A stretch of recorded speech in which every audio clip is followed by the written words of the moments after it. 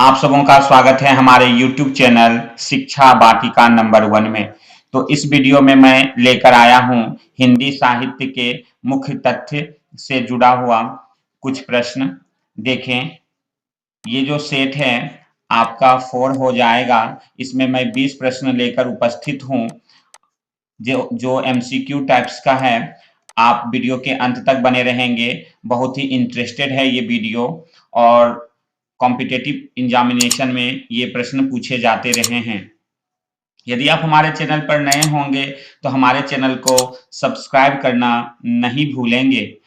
तो 6वां प्रश्न है कि दिवसावसान का समय मेघमय आसमान से उतर रही वह संध्या सुंदरी परीसी धीरे धीरे। प्रस्तुत पंक्तियों के रचनाकार हैं। देखिए, इस पंक्ति के रचनाकार हैं छायावादी कवि सूर्यकांत त्रिपाठी निराला। ऑप्शन डी जो है ये सही उत्तर होगा। 62वां प्रश्न है सांच बराबर तप नहीं झूठ बराबर पाप। ये बहुत ही फेमस पंक्ति है। किनका है ये? तो कबीर का। याद रखेंगे, सांच बराबर तप नहीं झूठ बराबर पाप, ये कबीर का लाइन है। अष्टछाप के सर्वश्रेष्ठ भक्त कवि के रूप में लिया जाता है। किनका नाम लिया जाता है? ये प्रश्न है। अष्टछाप कवि में किनका नाम लिया जाता है? तो देखिए उत्तर हो जाएगा सूरदास। 64वां प्रश्न रामचरितमानस की भाषा क्या है? तो रामचरितमानस की भाषा है अवधी। याद रखेंगे। भूषण 65वां प्रश्न है कि भूषण किस रस के कवि हैं? भूषण जो हैं वो वीर रस के कवि हैं। ऑप्शन सी सही उत्तर होगा। 66वां प्रश्न है हिंदी का आदि कवि। हिंदी का आदि कवि किसे कहा गया है? आदि कवि स्वयंभू को कहा गया है, यानी ऑप्शन सी जो है वो सही उत्तर होगा। 67वां प्रश्न रामचरितमानस में कितने कांड हैं? देखिए ये प्रश्न भी बराबर पूछा जाता रहा है कि रामचरितमानस में कितने कांड हैं? तो 7। याद रखेंगे 7 कांड हैं।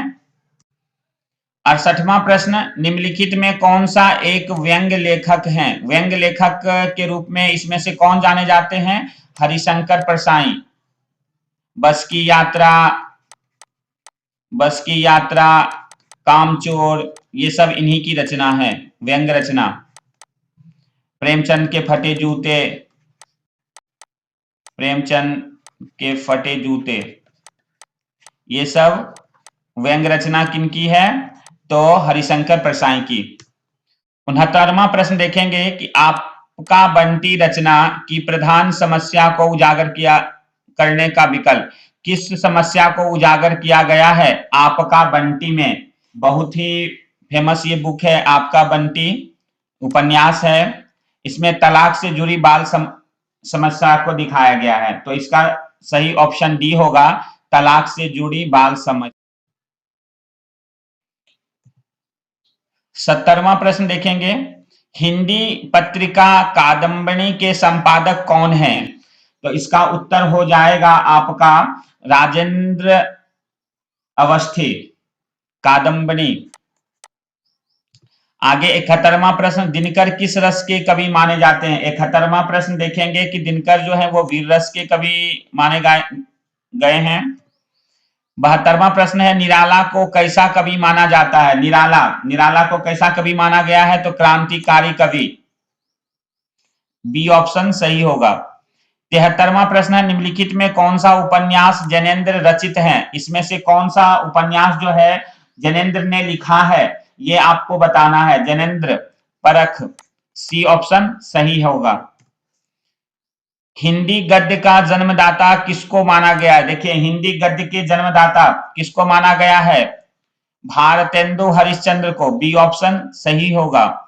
75वां प्रश्न कवि कालिदास की अभिज्ञान शाकुंतलम का हिंदी अनुवाद किसने किया? ये देखिए प्रश्न बहुत ही महत्वपूर्ण प्रश्न। अभिज्ञान शाकुंतलम का हिंदी रूपांतरण किसने किया था? तो राजा लक्ष्मण सिंह ने, यानी डी ऑप्शन सही होगा।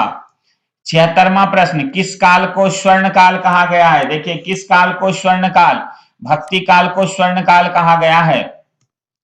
77वां प्रश्न सूरदास के गुरु कौन थे? ये बताना है इस प्रश्न में कि सूरदास के गुरु कौन थे? तो डी ऑप्शन सही होगा, वल्लभाचार्य। कामायनी किस प्रकार का ग्रंथ है? देखिए कामायनी आपको बताना है कि कामायनी किस प्रकार का ग्रंथ है। खंड काव्य, महाकाव्य, मुक्तक काव्य और चंपू काव्य। तो ये एक महाकाव्य है।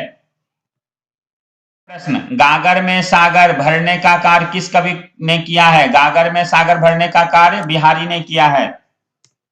80 नंबर प्रश्न, महाभोज रचना की प्रधान समस्या को उजागर करने वाले विकास को चुनिए। देखिए महाभोज रचना की जो प्रधान समस्या थी, उस किस प्रधान समस्या को उजागर किया गया है महाभोज उपन्यास में?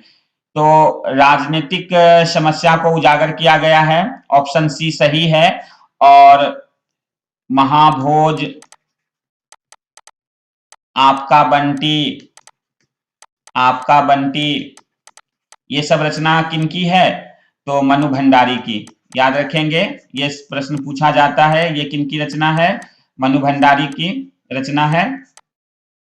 तब तक के लिए धन्यवाद, मिलते हैं नेक्स्ट वीडियो में। यदि आप हमारे चैनल पर नए होंगे तो चैनल को सब्सक्राइब करना नहीं भूलेंगे। हमारा चैनल है शिक्षा वाटिका नंबर 1। तब तक के लिए धन्यवाद।